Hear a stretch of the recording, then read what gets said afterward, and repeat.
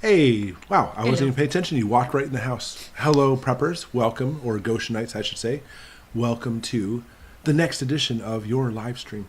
I'm glad we're here. I'm glad you're here. I'm glad we're here too. How are you? I'm good. We have our co-host, Hannah, tonight. Yay. Beautiful. We have no Ashley. We have no Naomi. We have no baby with us tonight. They are on a trip, but they'll be back tomorrow. So they will be back next week also. Excuse me. Here comes the coughing already. So I'm going to check right away, by the way, if we can go live next week. Oh, yeah, that's a good idea. Because I always wait to the end. Of course, half the people aren't watching by the time we get there. Next week is the 12th. All right, so we have our friend Redfish, Texas, first in the house. Dumpster Ahoy. Chillin' Penguin Army. We have TJF, hello. Storm Chasing Gal, howdy, howdy. Marsoc Raider, our friend. Gina, 3%er, good to see you. Trilobe. Tim, hello, fam. Hello, Tim. PDM Semper Fi, brother. Mr. Landfill, our friend Mr. Landfill. Let me look this up real quick. We have Adam. Yo, Adam. Teresa from Missouri. Taryn from Australia. Welcome, Taryn. That's cool, you're in Australia. We have nothing going on next Sunday, so we will be live next Sunday, too. Okay. And now people are just flooding to Hello from South Florida, from TMG. G. Drake, I think it is, from Springfield. D, hello. Warren, hey Aaron. Warren, good to see you. Let's see. Arizona, huh? That's good. How do you like Arizona there? Semper Fi. Sue, hello from Utah. Vet 5x5. That's good. I'm glad we're Vet 5x5. Judy from San Diego. I like San Diego. Renee from Kansas. Oh, that's not Naomi. This is Hannah. Hello. We have Vesta from Southeast Florida. One of his. Today's the day. It is the day. Clutch Cargo from North Carolina. I didn't know you're in the Carolinas, Clutch. Brenda's from Gatlinburg, Tennessee. Baby Doc, hello. Renee, howdy, y'all. That Creative Bug. Look at this. This is That Creative Bug. So if you do have a question, I will do my best to try to watch all the stuff fly up on my computer to answer questions for you. However, it's almost guaranteed if you put it toward That Creative Bug. Mm-hmm. You know what Naomi does? She always makes a Word document. I do that sometimes. It's still difficult to keep up. Yeah, I know, exactly. Nikola Tesla from Missouri. Beautiful. Chaotica, hello. Dan, what up, Doc? I know, I have that for most of my adult life. What's up, Doc? Mary. What's up, Doc? Hello from the flooded southern Flint Hills of Kansas. It's Pamela Waters. Pam, how are you doing, my friend? Hello. Gray Woman, good to see you too. Aussie Preppin', good day, mate. Good day to you. Love that you do your live streams on Monday, my only day off. Yeah, it's kind of funny how it works out that way. Cherie, hello. Warren says I'm looking good. Well, thank you, Warren. Just because Ashley's gone doesn't mean I'm just kidding. Yeah, thank you. I actually am in a spot right now. I'm trying to turn things around even more and get in better shape. Because I have district tournaments for championships coming up in just a few weeks. And I do not feel like I'm ready at all. I need to trim some fat, so to speak. Kitties are good. Cooking with Cat Lover. Oh, and Sean, how are you? Debbie, I'm going the wrong way. Debbie from Louisiana. Sean, good to see you, Sean. Cooking with Cat Lover, always good to see you, my friend. Meredith, hello. Gary from Cleveland. Beautiful. Coyotes Galore from Oklahoma. Terry from Connecticut. Mr. O'Heavy from Bradford, New York. I think I know where Bradford's at. D. Hound Dog Dowdy. Howdy. I always mess up on that every single time. We have Mama Bear from South Central PA. We have Marine Girl from Philly. What part of Philly are you in, Marine Girl? Storm Chasing Gal. Oh, Twisters tomorrow in Oklahoma, huh? Yeah, what's with the Twisters lately? They're prepping for the new movie that's coming out. Yeah, it's all propaganda. All right, I jumped right down. My computer always does this, by the way. Here's a question before I get to the super chat. I saw the super chat super sticker, by the way. I'll also get to it in a second. Clutch, when does your he put Pantheon. What's the name of that channel? Patreon channel start. I like the idea. I like the idea too. And the thing is, I don't know. It's weird putting up a whole new platform, but here's what I do. If Ashley were here, would she tell you that I am the kind of person where if I see a pool and there's all these people around the pool, some will touch the water, some will kind of splash their foot, some will sit there and look at it, some will say, I'll never go in that water. So I'm the person, I'm jumping right in. That's who I am. I mean, if I know it's really cold, I won't. I hate cold water. But I'm the person who jumps in head first into stuff, and it gets me in trouble. I don't think doing the Patreon is going to get me in trouble, though. I don't know why I'm like this. Would you agree? Yeah. So with this, the Patreon account, I'm like, I want to jump in head first. I really want to film a lot of, like, just behind the scenes and talk about pew-pews and go to the range of the pew-pews and take you with me. And there's so many things. It's just, I'm like, wow, this could be really, it feels like uplifting. I feel like a weight off my shoulders by doing this, because I feel like YouTube, I'm so bound to do videos a certain way because YouTube it's YouTube. You know what I'm saying? All right. Hey, Castle Bravo, good to see you. All right, I'm going to scroll past. I'm saying hi to everybody. Just one fail swoop for everybody. Hi, everybody. And I'm going to jump down unless there's a question. There was one right before the super chat. Storm Chasing Gal has a question. How's the kitties? Did you already answer that one? Yes, the kitties are good. The kitties are very Chillin' good. Penguin Army, that's what it is. Right here? Yeah, right before. I heard that if an EMP were to detonate over Kansas, that every computer chip in the USA would fry. How much truth is there to that? There's no truth to that at all. That's a great question.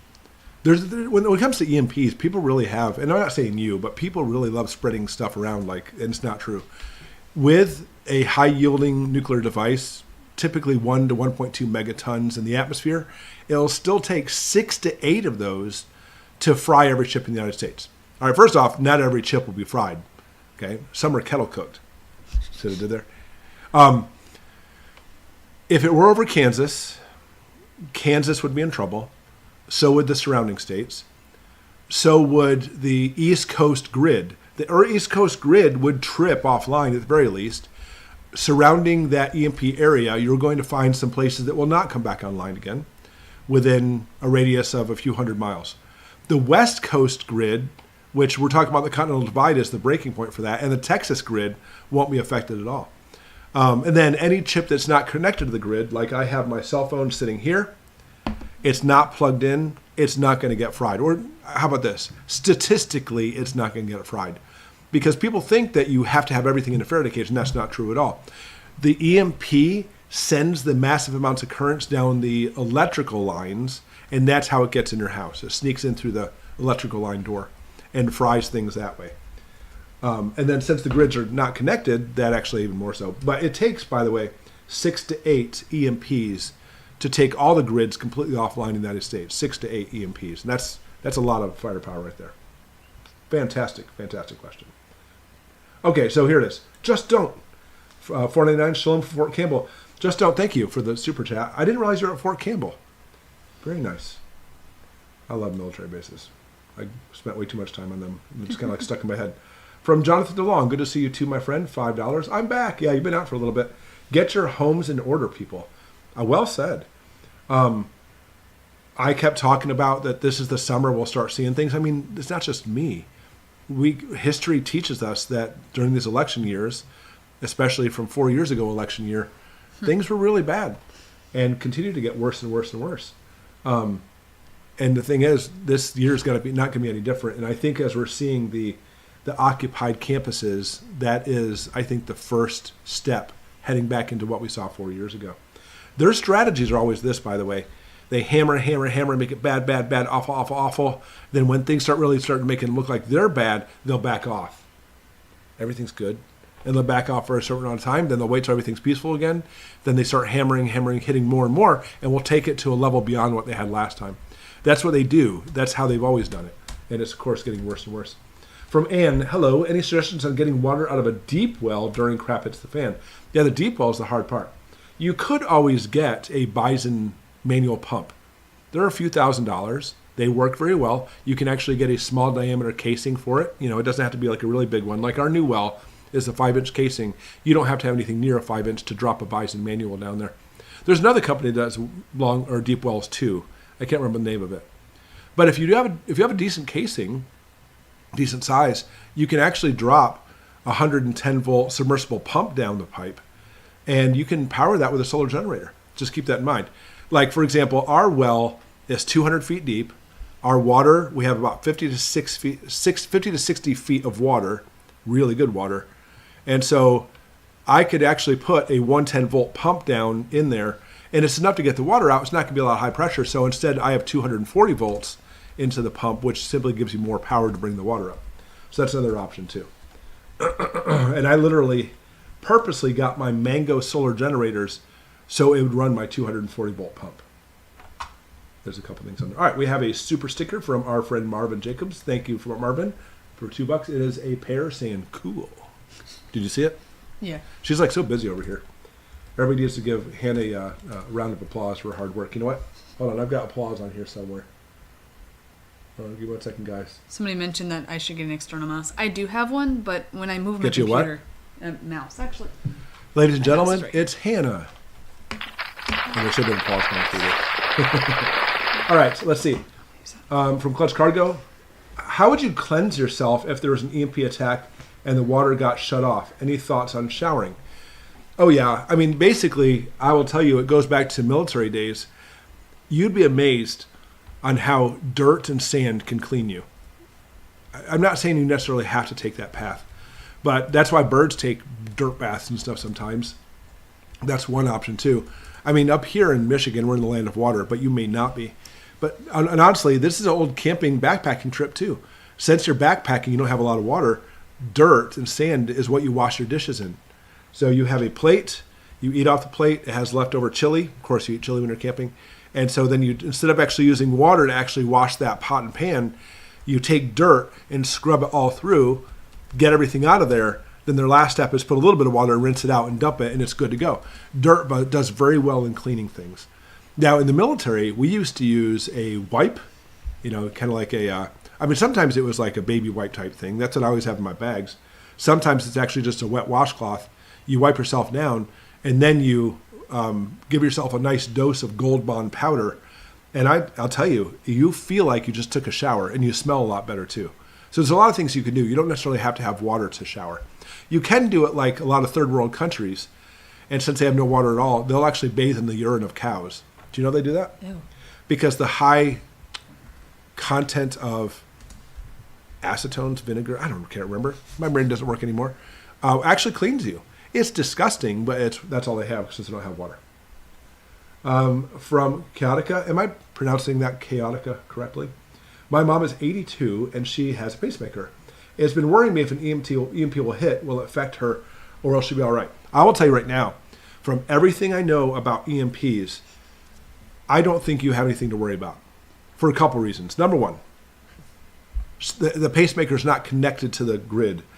It's the things that are connected to the grid that they're pretty much guaranteed to get a fry. If they're not connected to the grid, then you're looking at, what are you at? Just looking at somebody's channel, sorry. She's like surfing while we're doing this. That's why Naomi writes stuff down and you're surfing. I am writing it down. Things are not connected to the grid. Like if I have a cell phone, for example, has a good chance of surviving. A good chance. But the thing about this, the EMP's metal signature is very small. It's not a very big device. It's smaller than a cell phone. And it's underneath the skin. The skin is an insulator and will actually help protect it from the free ions. So I've heard people say, oh yeah, the pacemakers will get fried. But they don't understand EMPs. But I will tell you right now, there's no guarantee it's going to survive either. There is a possibility it will fry. But let me tell you on a medical perspective what a pacemaker does. A pacemaker, the pacemaker on your heart, the real pacemaker that you were born with, it doesn't make your heart beat. I mean, people think it does. That's not how it works. It actually, through what's called the vagus nerve, slows down your heart. If you took that pacemaker and ripped it off the heart would start beating fast, ventricular tachycardia, and then start fluttering into what's called ventricular fibrillation because there's nothing there to help it keep pace. The heart muscles are designed to beat on their own quickly. So what the pacemaker does is it literally tells them, slow down here, keep it in pace, and basically it's pulling reins on a horse. Whoa, slow her down there, heart. And so if the pacemaker did fry, they could go into VTAC or VFib. That is a possibility, but sometimes that doesn't even happen either. So there's actually, even if it does fry, there's still a good chance that she may survive. But again, it's highly unlikely the pacemaker is going to fry during an EMP attack. It sounds really bad and it's really weird.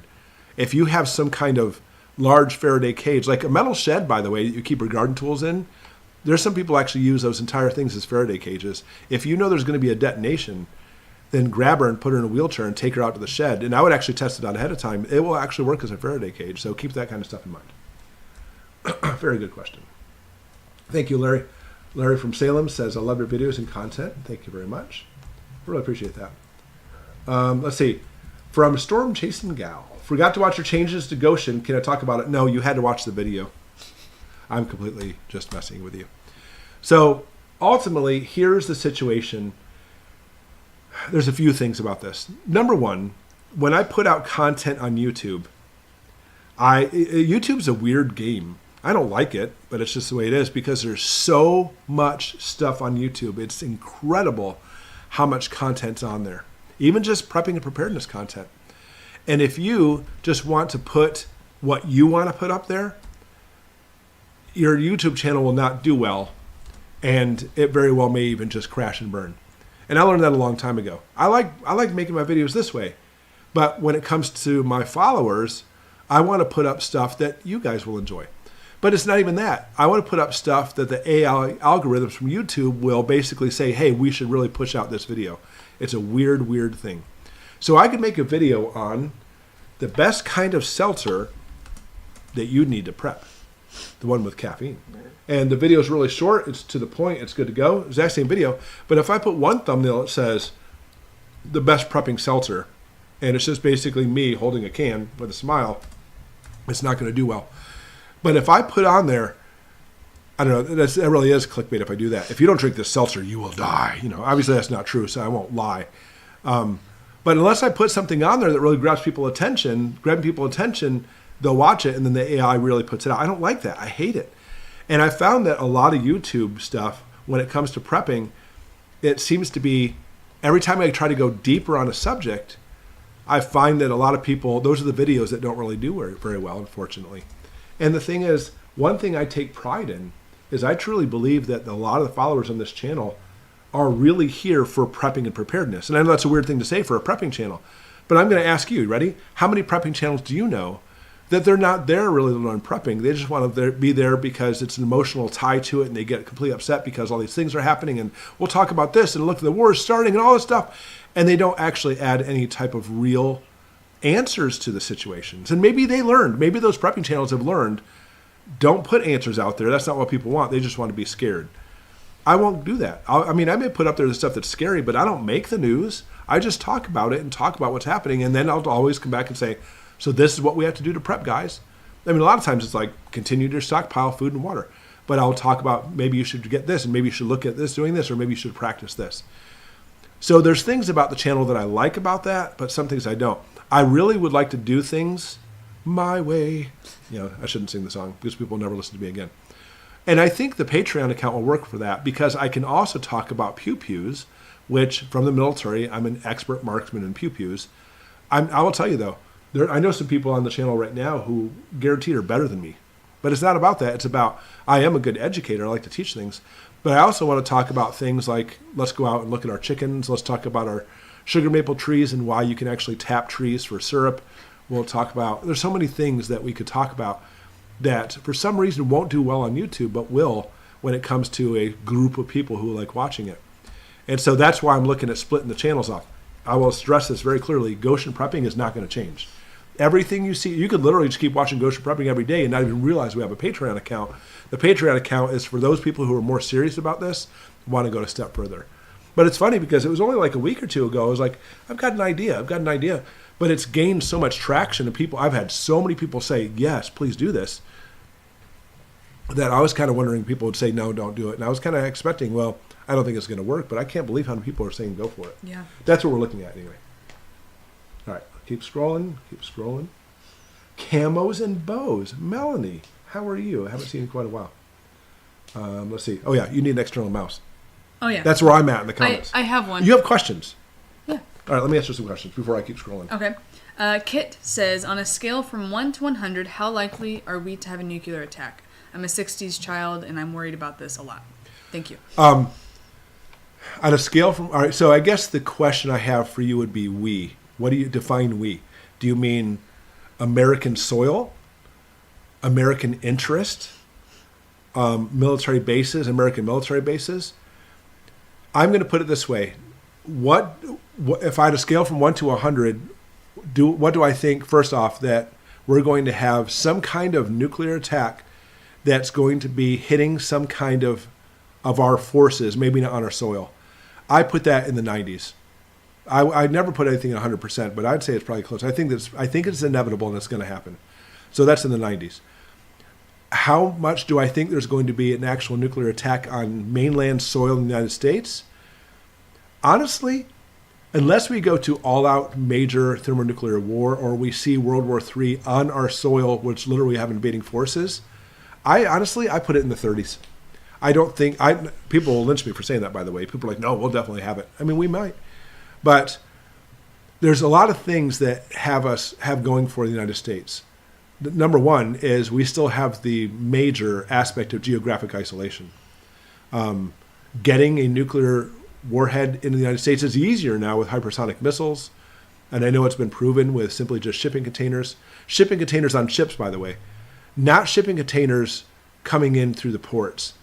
I'll tell you, the ports, we have some seriously sophisticated nuclear detection stuff there. We have nuclear detection stuff all across the country that people don't know about. That used to be the number one thing that used to keep me up at night was a nuclear hit, because that was my specialty in the military. And I've seen the stuff. I've seen it. And I had nightmares and PTSD from that alone. Awful. I literally worried that was my big thing. But as time went on since the Gulf War days, we have changed in the way we look at nuclear, and I see the possibility of nuclear dropping because we have a lot of things to try to stop that from happening. Now, can they simply lob a nuclear missile from a submarine or across the poles with an ICBM? Of course. But that's not going to be just a random ICBM coming across. Now we're in nuclear war. That's a whole different story. And honestly, we have a government that's asleep at the wheel right now, and they literally could lob it over, and it probably would wake somebody up and say, "Oh no, what's going on?" No. And then fall back asleep again. That very well might happen too. But honestly, I put it in the 30s. I really don't think that's going to be the main attack that we have. I think the main attack, and now what keeps me up at night, is our grid going down. I truly believe that's going to happen, and it's not being without power. I can survive without power. I like being without power. When we first moved out here, it took like a learning curve to get used to not having power, because there's many weeks we would have no power up here. And we are far more prepared now. But even if we didn't have power, we'll survive here. It's not the power grid being out, it's the fellow man. That's my worry. I worry more about fellow man than anything else. And as we literally see a indoctrination right now to try to separate America into two halves, that's what I worry about. That's my fear. Yeah. All right.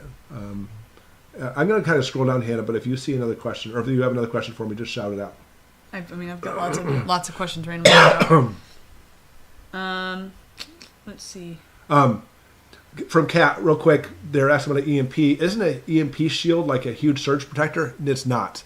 It's better than a surge protector. A surge protector, like simply in electronics, we call them just capacitors because they change. What's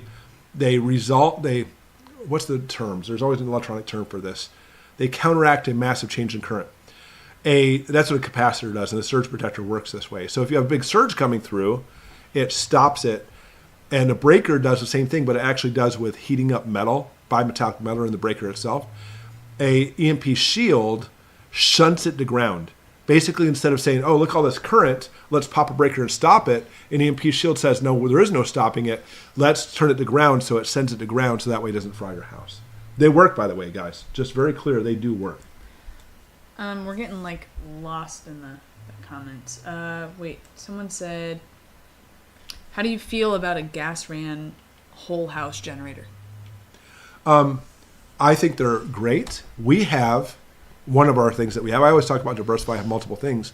We do not have a Generac, which those things, they should call them Cadillac. Those things are incredible.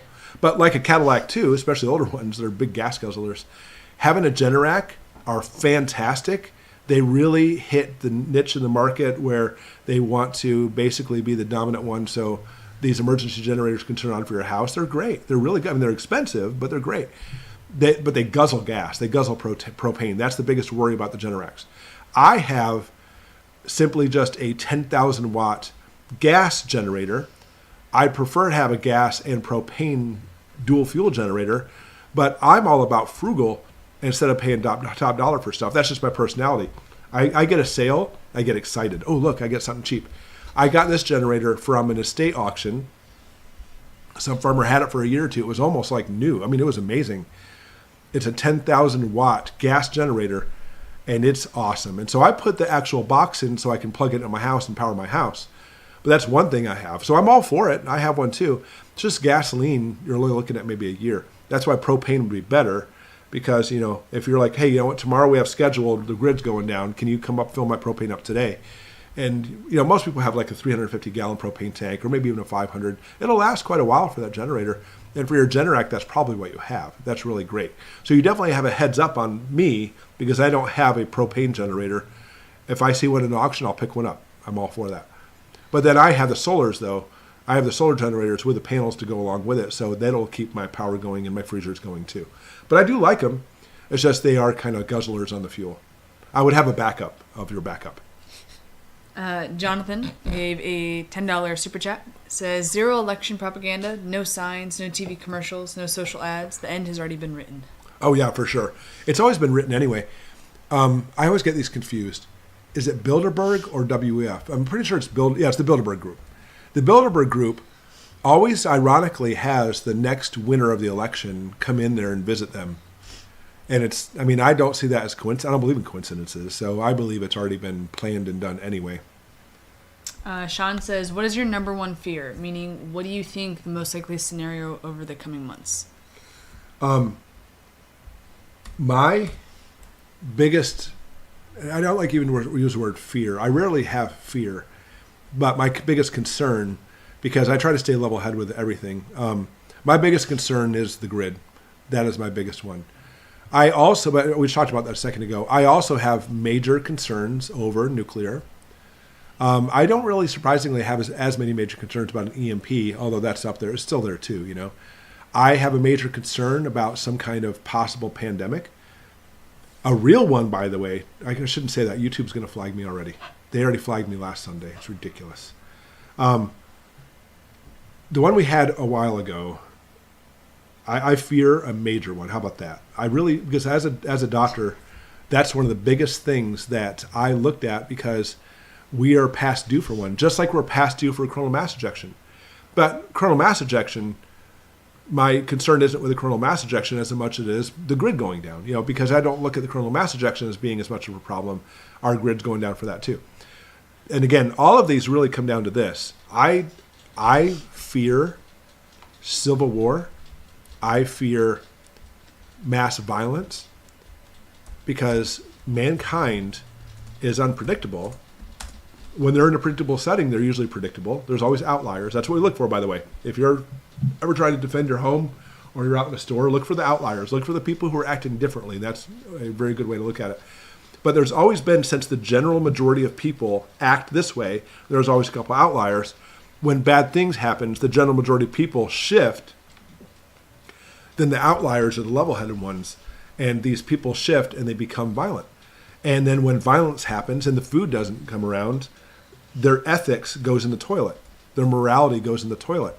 And this has been proven in history, psychologically speaking, history through governments. It is so blatantly clear that you can take average Joe copier man. Do they even have copier man? I'm sure they do. Copier man whose job is to repair and maintain copies. He has a wife and 2.5 kids and a cat and a dog at home and all those typical things you would see. And you take that person into a situation where you take away everything they have stable in their life. No more food, violence at their door, possibly one of the 2.5 kids died. That copier man will become a violent person. And 1 or 2 violent people, I'm trained well enough where I can handle 99% of people, and I try to teach my family, but the massive crowds you can't handle no matter how well you're armed. That's my biggest concern. And unfortunately, that's what I'm really always looking out to see if that's what's coming. And when I see things happening, like all these Occupy stuff, that to me seems to be the beginning that could lead to that direction. All right. Adam gave a $5 super chat. Thank you very much. Oh, by the way, who gave the one? Was that Jonathan?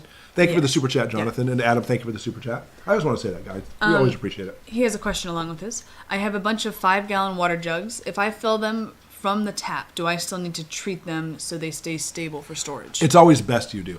Now, understand the treatment in it is not, in fact, no, I'm going to rephrase that. Yes, you need to. because we do worry about like things like Naegleria pylori and stuff. There's a whole bunch of things that could go in there, and it literally becomes in their own environment. They could grow. So, 6 drops of bleach is always a safe one. If you really look at the concentrations, you can be more specific of how much bleach. I have a video about that. But 6 drops of bleach in there, non-scented, non-gel bleach, real bleach in there will do it. It'll kill everything in there.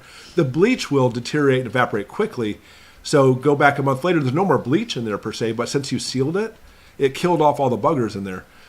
There are often buggers in your drinking tap water. So just keep that in mind. So it's always good to do that. But once you get it in the jug, make sure the jug stays in the dark, completely in the dark, be on the safe side, completely sealed after you put the bleach in there, and it'll be good to go. Practically and definitely, the biggest thing you have to worry about is plastination and microplastics getting in there. And I'm not trying to at all say that those things are good. They're not. But we get plastics in everything now. Estradiols and estrogens, it's horrible. It's in everything. I believe most people in the comments already answered this, but Kim says, how do you check to see if that shed works as a Faraday cage? Yeah, and here's the thing. I always heard, but I could never corroborate, that if you put your phone in the thing and your phone rings when you try to call it, that it's not working as a Faraday cage.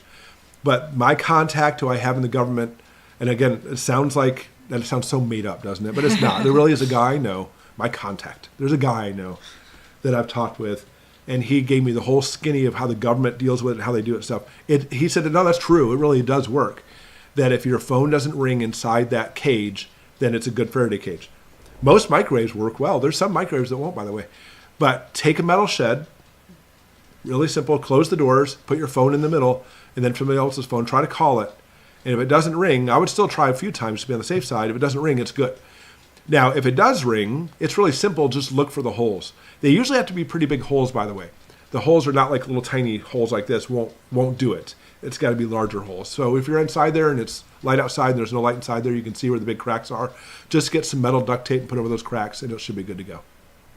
Alfred gave a $4.99 super chat. Thank you, Alfred. Alfred LaRock. Here, if you want, you can just read the okay, good. comment.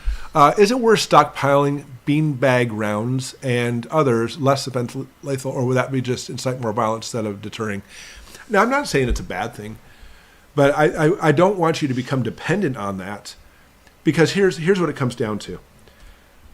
The massive problems, people coming in, obviously you're not going to be launching beanbags at those people. But you really need to try to play nice with neighbors. I mean, for us, we don't have neighbors for a long ways, but there's a guy across the street. I don't want to get into a shoot match with a guy. I mean, I'd probably win. It is statistics, by the way. There could be lucky shots and stuff. But if we got into a situation where it happened that, instead of actually just taking them out, I don't mind popping a beanbag off at them, because neighbors that you don't get along with, suddenly become friends when things happen. So I would probably have some there, and just expect there's probably a good chance you'll never use it. They're not super expensive. They're more expensive than rounds, obviously. But I would have some. But definitely don't plan on using them. You may never, ever use them. But it's not a bad thing to have. Yeah. Hold on. Luke says, hello, Goshen, prepping from a damp southwest hilltop farm. Hello, Luke. Okay, go ahead, Hannah. Isaac says, do you think there will be another health crisis? I do. I absolutely do believe there's going to be one. But just like everything else, the way it's actually done, and in my very clear words, my opinion, it's orchestrated. It simply may be just a matter of it makes certain people a lot of money. I also believe that it also puts people so they get a lot of power and take more and more away of our freedoms. And when you have these people who get more power, money, and take away our freedoms, what do they want? More money, more power, and less of our freedoms. So when they find things that work, guaranteed they're going to try it again and do it again. Except now they've already been setting things up and saying, hey, better get ready because now there's going to be a bigger one coming. It's like, well, you don't know that. Any real scientist would say you don't know what's coming, because let's say everything in the last 4 years has been a really bad thing, as they're really saying it is. I want you to understand that that's the first time in how many years or decades have we actually had a major problem, if it is a problem at all, you know what I'm saying? And so if we see it again soon, it just, they're careful, they're really careful not to show their hands in a lot of stuff. And what we've seen since then over the past 4 years is a lot of people during that time were like, this is ridiculous. But now I'm starting to notice that there's a lot of stuff coming out, even lawsuits, and saying, you guys went too far. But listen, I'm not saying that's necessarily like a giant control thing. When we look at the Spanish flu, it did the same thing. The exact same thing happened.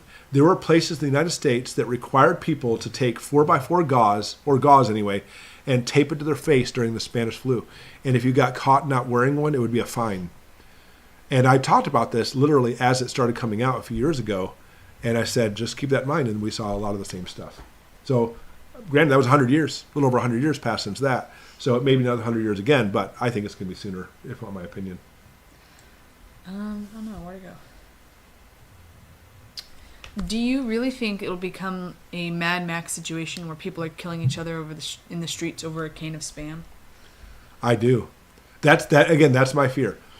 Now, I will say this. There's one thing going for us, and you may laugh because it goes completely against what the government's doing. But understand, like, have you ever seen, by the way, this is going to explain it very well. Have you ever seen the movie Galaxy Quest? Yes. I love that movie. It's really a funny mockery type. It's a great movie. But anyways, at one point, it was Tim Allen as the captain of this ship, and a kid came up to him and said, Captain, you either had to sacrifice your crew or your ship or whatever. How'd you make that choice? And he goes, listen, if I didn't have a crew, I wouldn't be the captain. The people who want the power, if they do away with everybody underneath it, then they don't really have any power anymore, per se. Mm-hmm. They depend on, in my opinion, the enslavement of mankind.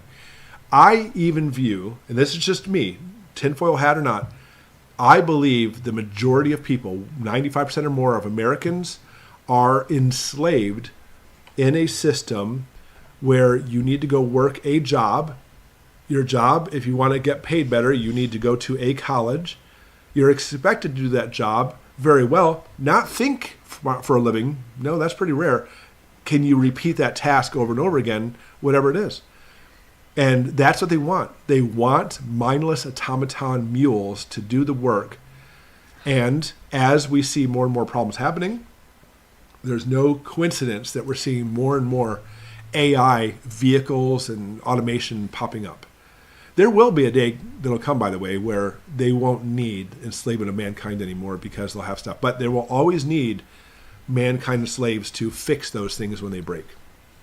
Just keep that in mind. So I guess it'd be good to be an engineer during that day. That's how I see things. I'll admit I could be wrong, but that's my scheme of the world. That's my scheme of how I see things. Are microplastics in all bottled water? Probably so. That's a great question. I assume they are in everything. I will tell you right now that I have people who will say, oh, I don't want to have plastic bottled water because there's plastination in there. And especially if there's sunlight's hitting it, there's an excellent chance there is some plastination in there, microplastics.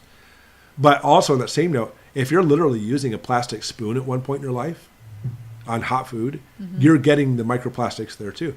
And it's not, don't think of it as like plastic, like, oh, you have this synthetic thing stuck in your body now clogging your arteries. It's not that. The plastics are made up of different types of derivatives of estrogen.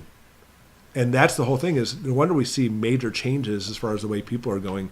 And they're trying to ban certain ones. People are kind of catching on to this, but the more they ban them, you'll see them pop up other places too. So that's the biggest thing I see with microplastination. John, I'm like way behind hand. I'm you scrolling are through. Very behind. I would go down to the orange super chat. That's kind of where I am right now. All right. Keep going. I like trying to look myself too because I really, guys, I take pride in not skipping people with questions. I know. I'm like trying not to skip questions. It's so I'll say this, guys. hard, I want to be really clear about this, guys. If we skipped you, I always say it was an accident. On our end, I mean, you guys can see the chats. It just scroll through so fast. And if you accidentally hit the mouse just a little bit, sometimes it'll scroll all the way to the bottom because it does it for me too. And then you lose where you were, and it's very difficult to try to find back in the right area. I see a question right here. Okay. Actually, two of them. From Kat, will all the unrest going on, do you think the elections won't happen? Honestly, I don't. I don't think it's... You told me to go down to orange. I may be actually too far up. If I skip some people, guys, I apologize. I'm not good at this. I'm good at answering questions, but that's why I always have Hannah or Naomi with me. I think the elections will proceed, personally, because the things that could actually happen to stop the election would be the tipping point in America because, for example, the president has zero authority to stop an election, no authority. And I'm not saying they won't try it. I'm not saying that. But you understand that if that person in power, whoever it might be, says, hey guys, we're stopping elections right now, since it is so blatantly clear that they cannot stop the election, that is going to be the tipping point to basically send us into a civil war situation. And again, that's my fear. Because the problem isn't so much of having crooked people in politics. We always have crooked people in politics. And it isn't so much trying to get them out of office. We have that happen all the time too. It's the unrest that's going to take place in America because of this, the Civil War. I worry about that because we're in a time where we've never seen this before. Even during the Civil War, you had these people down here who wanted this thing and these people up here who wanted these things. But now everybody's together, but we're the furthest we've ever been. Yeah. This whole thing with social media and all this stuff happening, our neighbors are becoming not even our neighbors anymore. And we saw the same thing happen in Nazi Germany. The same thing happened. And look what happened basically as a result because of that. I see one more question, by the way, Hannah. I know you're coming up. Yeah, you're like down at the bottom there. Okay, let me ask this, and I'm going to let Hannah catch up. AIs can't be trained to fix other AI bots. Right now, Gray Woman, they can't. But AI intelligence is picking up, and the neural computers they're making for them are pretty amazing. But there's two things with that. You have to get their brain evolved to the point so they can understand what's going with problem solving. Problem solving is really a very unique thing that we do in the brain. And I know that there's some bots out there that basically problem solve, but a lot of the difference between a bot problem solving and you and I problem solving is this. I'll come across something like, oh, look, what is this big hard thing? Hey, it's called a rock. Oh, should I go around it or climb it? It's up to you. And as humans, we like the challenges. We strive for challenges. And we like, you know what, why'd you climb that mountain? Because it was there. You know, we love that kind of stuff. And we push ourselves to climb that rock. With AI is more focused on, I'm telling you to climb the rock when you come to it. Then the bot has to try to figure out the place footing for it. But nevertheless, the programmer has to tell it to do it. So I'm not saying we won't get to a point. We certainly will get to a point where AI bots will fix AI bots. But honestly, even though AI is really accelerating quickly, I don't see that happening. I don't think that's me. I'm not an AI expert by any means. I'm guessing probably over 20 years still before that happens, but I could be wrong. Jonathan gave a $20 super chat. Oh, thank you, Jonathan. Jonathan DeLong. Would you have me on your show? Is the question. I am certainly up for it, Jonathan. First, I'll tell you thank you for the super chat. And I will tell you about having people on the show. I imagine a lot of the preppers in the prepping community might think, oh, Goshen prepping, he's snobby, he won't be on the show. I would love to talk with other preppers. What's their name? What's the name of the prepping channel, guys? That it's mom and dad, and they have 2 teenage daughters. Is it Provident Prepper? I have no clue. I know. About a year ago, they contacted me and said, hey, we love what you're doing. You're doing great. You want to do a collaboration? And I said, I would love to, but my internet was terrible. Mm-hmm. But now our internet's good. And I just haven't talked to anybody since then to see if that happened. So, Jonathan, I will seriously consider talking with you about having you on the show, having some kind of collaboration. But obviously it has to be within parameters of the show. Not have let's say your specialty is selling chewing gum. Obviously, preppers, that's not going to quite fit. Same thing with sponsors, by the way, guys. I get countless offers for sponsors. Oh, a lamp. No. Women's purses. Have you even seen our show? And literally, laundry bags. Yeah, laundry bags, exactly. And so if it has to fit in with this and it's something the viewers would basically benefit from for both our channels, I'm not against it by any means. Okay, what you got? Because I'm going to jump past again. No, yeah. Adam says, where do you think is a good place for supplies and what supplies should I have? Where's a good place to get them? It almost sounds like where's a good place to store them? Is that right there? Where do you think is a good place for supplies? And what supplies should I have? So I don't know. Boy, as far as what supplies you should have, we're going to be here for a while talking about that. I always talk about obviously have the essentials for food and water, but everything you do, you need to make sure everything for life, you need to be able to sustain as far as prepping and picture maybe even your house being gone, because there's so many different, prepping is such a huge, huge thing. You have food in your house. I think most people have like 3 days of food. I think most people do. But, more than 3 days, what are they going to do? So you decide to go ahead and get a week's worth. Is that week's worth of food now also going to work if you have to throw it into a backpack and off you go into your car? Probably not, because it's probably like really heavy canned food and stuff. So now you want to look at getting from freeze-dried food. And then if you're going to have a backpack, do you have a way to cook it? If you're at home, do you have a way to cook it if you don't have propane and electricity anymore? And so it really expands out from there. I have videos. This one? Yeah? I don't know. No. I haven't put a video out quite a while for this. There's videos out there that talk about like categories. Here's like the 10 different areas of prep you want to look at. One of it is food, one's water, one's security, one's medical, and the list goes on and on. And I have a whole bunch of these. I don't know if you're going to find it. I probably won't. Yeah, so honestly, maybe that's one of those times where it's time for me to go ahead and make one of those videos again where I talk about the classification. Yeah, So I can write that down if you want. Please do, and Yeah. then email me after, because I always forget to check on my computer after. Best things to... Yeah, Cooking with Cat Lover, chats move so fast on this, and it's so hard for me to try to keep up with it, especially answering questions. Again, I really want to make sure. How about women's purses? Which one makes the best bug out bag? The sturdy one. I'll tell you, as far as like anything for a bug out bag, women's purse or not, it's going to have to be something that's going to be comfortable wearing, because a purse slinging over your shoulder, over your head is never comfortable. And if you have more gear, and that's the whole thing with a bug out bag, is you're going to have more gear than simply just having like, and sorry to sound sexist, a lipstick and a compact and things like that. And you're going to have some food and a way to prepare the food and to prepare a fire. A lot of those things are in there.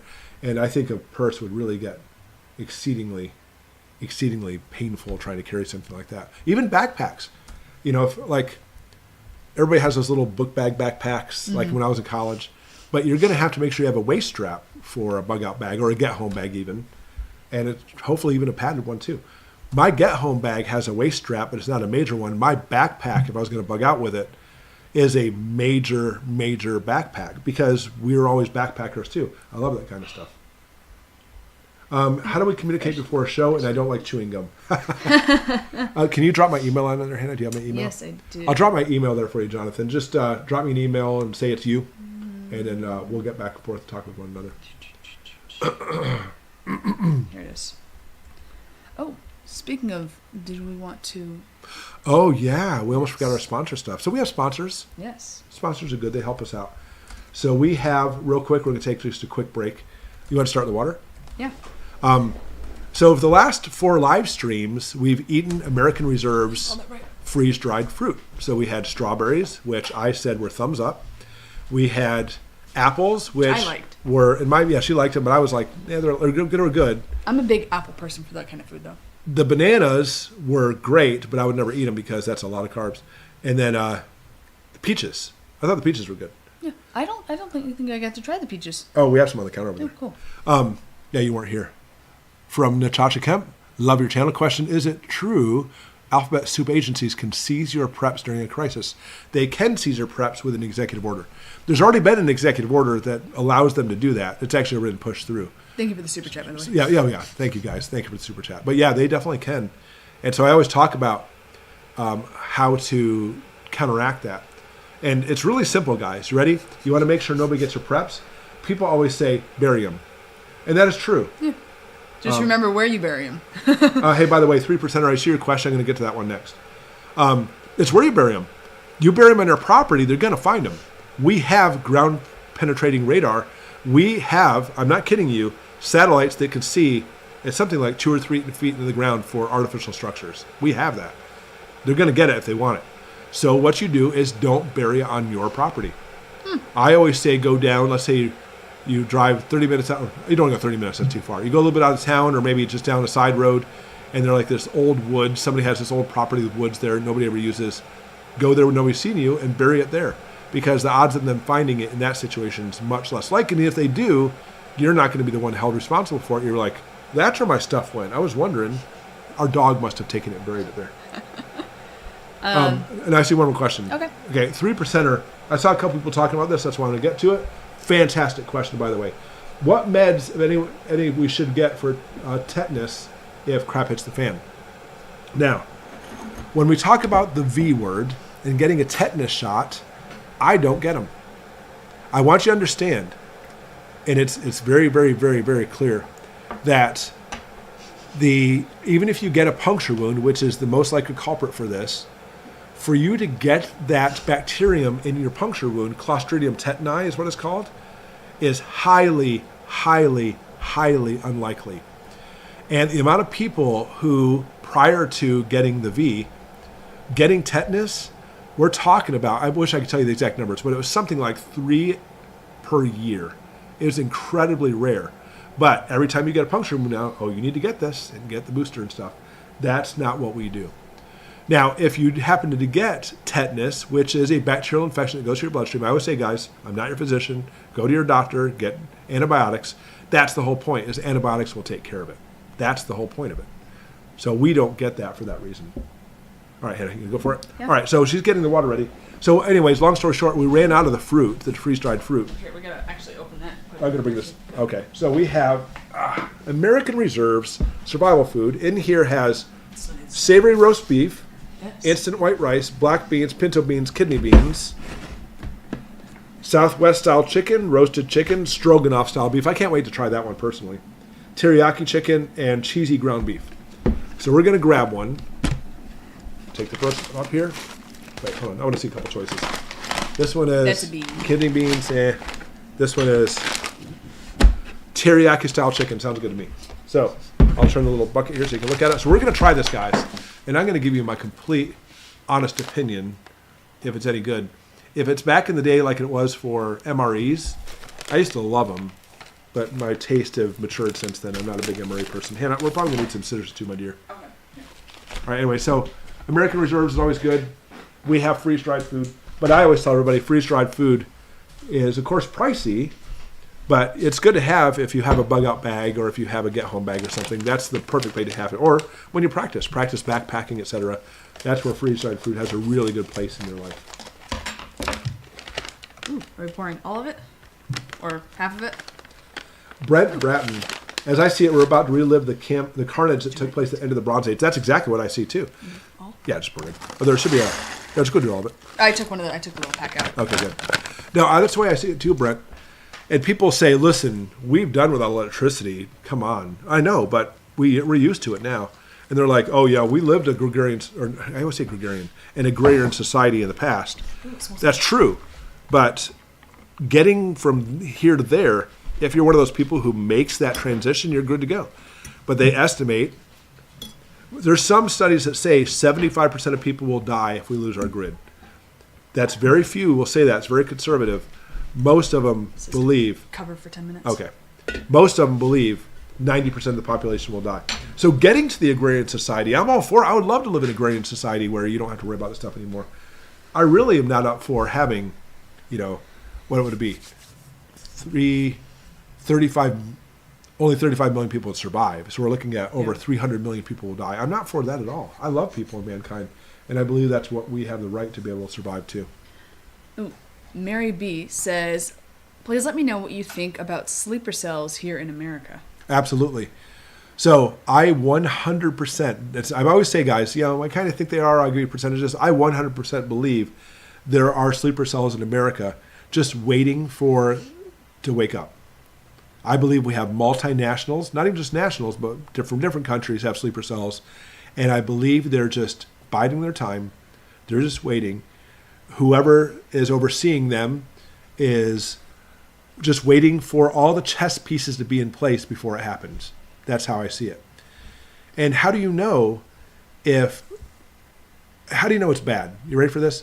People think that if you have like a terrorist attack here and a terrorist attack there, that's a bad thing. That's not the bad thing. Because understand that when you go into a situation military-wise and you do probing to assess the situation, the last thing you want to do is have a giveaway that you're a foreign invader coming in. Because once you do that, people will get into alarm and say, oh, look, these foreign nationals here, we need to take care of this. So you'll always notice when you have a large amount of foreign nationals coming in and it's eerily quiet because they're probing, they're preparing and waiting for their time. And that's the giveaway right there, because they're in a situation in which it's a little too quiet and they're just waiting for the opportune time to hit. Much more statistically wise, if all these people coming in the country wanted to just basically cause harm and they're independent people doing stuff, we would drastically see a huge uptick in the amount of attacks in the United States. We're not seeing that. We are seeing a couple independents here and there. They're pretty slim though. But we would actually see a lot more considering how many people come in the country now. But it's eerily quiet because they're preparing. I truly believe that's what the direction we're heading. Alex Velez says, do you know how much time do roasted coffee beans in their package, foil bags by the way, last? Not long. I mean, it will last. I wish I could do the exact time. Matter of a few years, 3 to 5 at the most. The problem is the coffee beans have the oils and fats in them, which will make them turn rancid, unfortunately. That's the biggest thing you see that. So you can buy instant coffee or you can get a freeze dryer and grind it up and freeze dry them yourself. That'll help. Having an oxygen absorber in there will help too. All that will help. But again, if you're looking at 5 years down the road and you open up a pack of those coffee beans and it smells like Play-Doh, you drink it and it makes your stomach upset, it's gone rancid. But it won't kill you. It'll just make your stomach upset. But that's what you have to do. If you want a cup of coffee, that's what you have to deal with.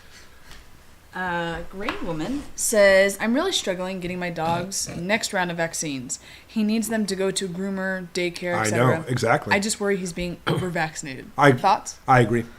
Yeah, and the thing is, we deal with the same thing.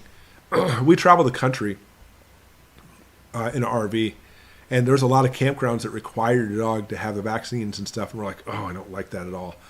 But if that's the case, you have to look at if you have no choice, you have no choice in those situations. You can't go in there and say, I'm sorry, my dog can't come in and get this because of religious exemptions. They don't believe the dogs for some reason on that. Here's a great one from Jonathan DeLong for $5 also. Thank you for the super chat. Be careful of seed oils and commercial freeze-dried foods. Jonathan, I am 100% with you. I personally try to cut out, I don't want to say all seed oils. I do my best to cut out all seed oils, but I know they slip through. Seed oils, in my opinion, are like the worst of the worst. It's not even my opinion. It's scientific fact. And they're in everything, by the way. So I'm with you. When it comes to these freeze-dried foods, they might have seed oils in there. Mm-hmm. But I also look at it, too, this is an emergency food. I'm trying it for you guys and for us and for the company. It's not about saying, look, I eat this all the time. I do not eat these things all the time. And I try to go with whole foods. I try to stay away from any preservatives. I try to stay away from any seed oils. I try to stay away from carbs. There's a bunch of things I will not eat. So with this, you're right. There very well may be seed oils in there. But when I look at it this way, I try to limit my carbs and eat on keto, etc. If we're looking at an emergency situation, I may be eating some carbs. So that's how I look at it anyway. I want to peek at it. I realize I forgot to put the timer on, but how long is it supposed to be? We have times 10 minutes. Okay. Let's see. It said that was 5 minutes ago? 5 minutes ago. Okay. One of the best props is a male Rottweiler. No, you're right about that. Oh. I will tell you, one of the best preps is having a dog. Now, the Rottweiler, what's beautiful about that is has the big bark, will scare people, and has the bite to back it up. Even if you have a dog that barks a lot but will not hurt a fly, they are great as dogs to alert you something's coming. So our dogs are not outdoor dogs. We have 2 of them and they live in the house and they're very happy here. But it's amazing. Somebody even walking down our driveway, and it always makes me jump out of my skin. Rah, rah, rah, rah. I'm like, oh my gosh, what's going on? And so we check to see what's going on with that. But yeah, having a dog is a really good thing. And dogs, by the way, the biggest thing too, as far as you were talking about, as far as dogs' vaccinations and stuff, is it amazes me how many people feel that they should feed their dogs like grains and stuff and flour and vegetables. I mean, I'm not saying they can't eat it. They can, but dogs are carnivores. Yeah. They have the short intestinal tract. They're all about tearing through food. They can literally eat rotten flesh roadkill on the side of the road and not die from it. We die as humans looking at it and smelling it. We're like, I don't think so. I'd rather die not eating it. But they can eat all kinds of stuff, except for, guess what? They're not herbivores. They don't have the enzymatic activity to try to break down cellulose and such. So But dog food companies know that when they put a lot of the carbs and grains and flours and stuff that nobody has and put a little flavor in there so dogs think it's meat, they can do it cheaply, and that's why they do that. Zach says, I heard eggs are the perfect food and Yep. contain everything you need except vitamin C. That is true. Yeah, except vitamin C. That is true. But the thing is, back in the day, we had to worry about scurvy. You know, British sailors would get scurvy trying to come to the New World. And so they found a way to, since limes last a long time on board ships without refrigeration, they started stocking British ships with limes. And that's where the derogatory term for British people, limeys, came from. Oh, you're a limey. Because they would be British people, they smell like limes all the time eating that.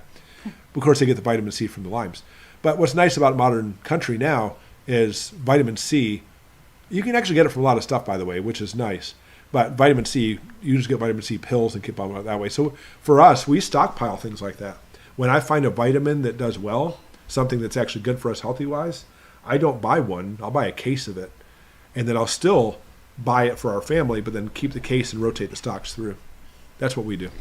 A Chillin' Penguin Army says, what we see unfolding across the country doesn't feel so much like a civil war, but rather dog-eat-dog chaos. What say you? Yeah, no, I'm with you. And when I say a civil war, I mean, if it were a civil war, the people on our side would dominate. Ready? So listen, you have, and this is where we're talking, we need to have a Patreon account. We have on the one side the people who believe in pew-pews and doing training, etc. Then you have the other ones who are trying to keep them out of everybody's hands. Makes sense now, right? Let's take them out of their hands. So, because they know right now it'd be a very unfair fight. What's it look like? Just chicken.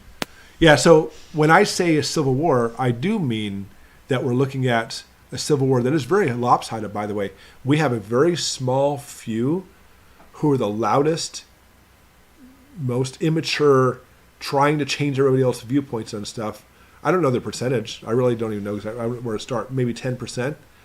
Then I believe the silent majority are the ones who are saying, go ahead and keep yelling all you want. When push comes to shove, we'll take care of business when the time comes. I believe that's basically the real way to have the scenario. But unfortunately, those idiots, the 10% yelling, or whatever percent it is, there's some people believing them. They're starting to listen to them and saying, wait, what they're saying kind of makes sense. No, it doesn't. It's complete lies. And they just put it into a nice fruit salad basket, and you think, oh, it must be good because it's fruit salad. Yeah, but there's crap in the middle of that fruit salad. You just don't taste it because there's crap in there. That's my analogy for the night. Yeah. Good question. A crap fruit salad. Crap fruit salad. All right. Somebody said, seriously? What? I don't know about what, Oh. but yeah, seriously. I don't know what we're talking about. I don't know. This, I think, is ready. All right, you want to check it out? All right, so what is this again? Teriyaki chicken, I believe? Teriyaki Yes. chicken. I am going to be completely transparent with you. It smells good. I like freeze-dried food. No, okay. I like having freeze-dried food for emergencies. But the key word is emergencies. You know what I'm saying? I don't like digging into this stuff because I know that this is like 25 years down the road, all my corned beef hash is gone and this is what's left. But you know what? I do respect American Reserves, by the way. It is a good company. I never take on sponsors. I don't truly believe in them. So I will try this. But The thing is, it smells really good. It's against my better nature. Like But I bet I'm going to like it. Yeah. Has anybody had this before? I haven't. What is it again? Teriyaki chicken? Teriyaki chicken.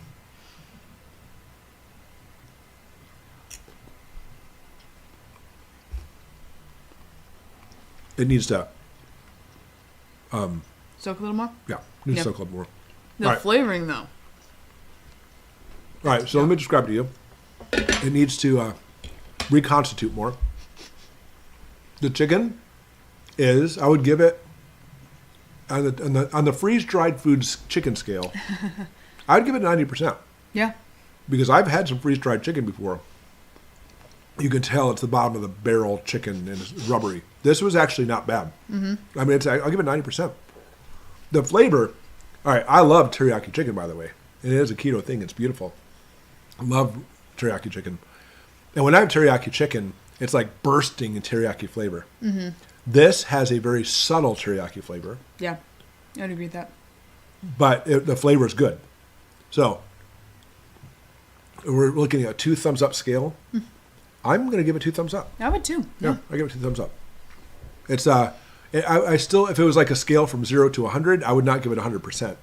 I'd give it like a 90 to 95%. Yeah, I'd say that. Yeah. There we go. So anyways, we can let it reconstitute more. I think part of it too is it didn't reconstitute quite enough, and that's probably, it was a little dry in right. one A area, little dry, but, exactly. All right.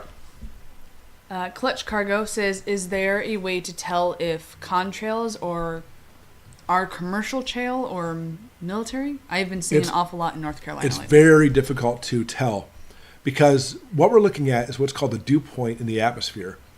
And it's to the point where if you change the pressure, it's called the ideal gas law. They look at pressure and volume, looking at the number of molecules there and the temperature. When you get up high in the atmosphere, it's simply just waiting sometimes for a catalyst, such as like a vacuum of a jet going through, to turn it into a cloud, because basically it took that evaporated water with that pressure, changed the pressure of the jet going through, and now the water turned into solid, and then that's why you see a contrail behind a jet. The chemtrails look similar, and you can't tell by the altitude. I mean, sometimes, like up here in Michigan, we're heading into fall, and it's getting cold out. It's that Michigan crisp feel you're starting to feel, and you'll see the jets up in the sky, and the Arctic front's up there. The temperature is drastically dropped up in the atmosphere, and you'll see the jet contrails all the time. Now, I've seen videos from jets where they actually will film jets underneath them, and you can tell that they were not contrails. And so it amazes me when this always pops up. People are like, oh my gosh, we're talking about chemtrails again. The government has flat out admitted they do chemicals. I'm not saying they do. I think what it is, people think it's like chemicals like we're going to put ricin on we're going to kill everybody. That's not what it is. Any chemical put in the atmosphere is a chemtrail. And they have adamantly admitted, oh yeah, we do that, because they do it for weather patterns and stuff. And a lot of those weather patterns are literally causing problems now in America. Mm-hmm. So anyways, unfortunately, there's no easy way. In fact, in some ways, there's probably no way at all to tell between the two. But when you can tell, it's not really an easy way. Excuse me. Jesse said, but we eat seeds. Aren't they oily? If we make it ourselves, is it still bad? Yes. Seed oils themselves are not medically healthy, conducive with the human body. That's an easy way to put it. There's some tricks when it comes to food, by the way. Seed oils, which, by the way, you get some vegetable oil. I want to fry something in vegetable oil. You think, oh, vegetable oil, that's got to be good for me, right? There's carrots in there and celery in there. There's vegetables in there into an oil. But it's actually a very high amount of seed oils are in there too. There's something about seed oils that mess up the biochemistry of humans. At the very least, minute level, drastically increase inflammation. And inflammation often is connected with cortisol release, which would mean obviously it's bad for your heart too. So they taste good. I'll be honest with you. I love sunflower seeds. Mm-hmm. I could eat them all the time. But a long time ago, I noticed that every time I would have like a few doses of sunflower seeds, the next day in martial arts, I was like, oh, I'm in so much pain. And I remember that was quite a while ago. I was like starting to read about seed oils. I was like, oh, there's a connection there. And once I made that connection, I tried a couple of days without the seed oils and all that stuff. My inflammation disappeared. I was like, and I actually tried it again. I'm a scientist. So, okay, wait a few days, they'll try it again. Oh, it's back again. The seed oils are what's causing that. Or at least the sunflower seeds were. But anyway, so I haven't read anything on seed oils in quite a while, but when I have studied and read it, I was amazed at how bad they are for you, but how prevalent they are in so many things. In fact, by the way, here's something for you. McDonald's French fries. I don't touch McDonald's French fries. Not for the fact I don't like them.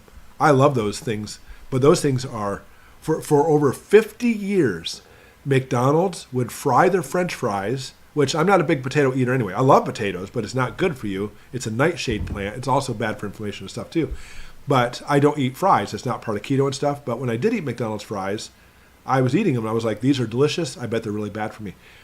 But you'd think that they would be bad for you because of the potatoes. The potatoes are not the bad part. For over 50 years, McDonald's used beef tallow, cow fat, to fry the fries in it. And the way it used to be, butchers back in the day, 1800s, 1700s, would cut up the animal and use all the parts they could. And one of the things they would do was take the fat. So if you like to own some kind of mom and pop restaurant, you'd go up and buy the meat from the restaurant for your restaurant, and then also you get a bucket of cow fat.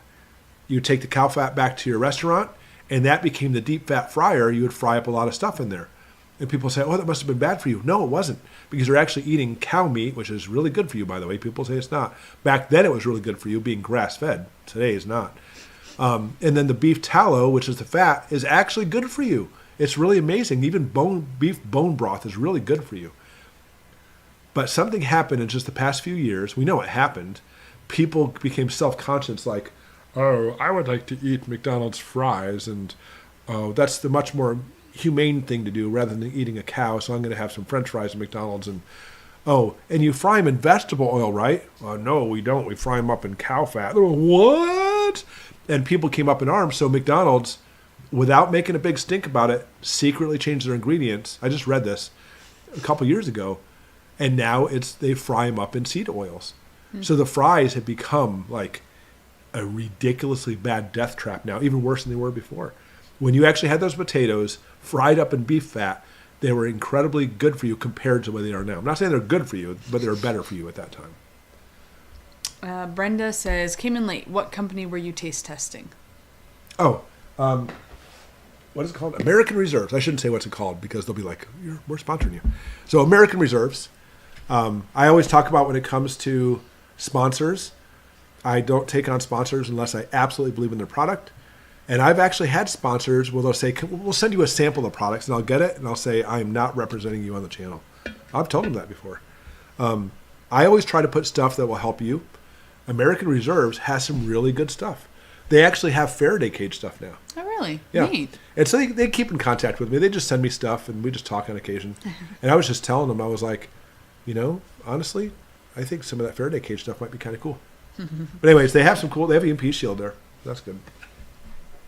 Hey, thank you for asking. All right, what else do we have? Carla gave a $5 super chat. Yay. I'm going to do applause. This is for all the super chats, by the way, not just Carla. I've been doing this. Where's applause? I have no clue. There's too many buttons. Here we go. Ready? Thank you, everybody, for the super chats. Yay. Okay. I have this nice little sound mixer Naomi bought for me. Yeah. And I feel bad because I never remember to use it. It always just kind of sits over here. Oh, no, we play with it a bunch right before the video starts. Oh, yeah, we always play with it. So I know, exactly, but then we don't use it during the live stream. I'm lost, Hannah, so it's all you. I'm still back to questions I asked a long time. I keep scrolling, and it just did it again. Oh, you do it too, then? Yeah, it's been doing it for me. All right, I'm going to scroll down, guys, and look for any questions that might be on here. Oh, yeah, so Mike Gibbs. You nailed it, Mike. My neighbors and I have talked about blocking the neighborhood so nobody gets in if they don't live here. Mike, that is how it's done in third world countries. They all look out for each other. The families look out for each other.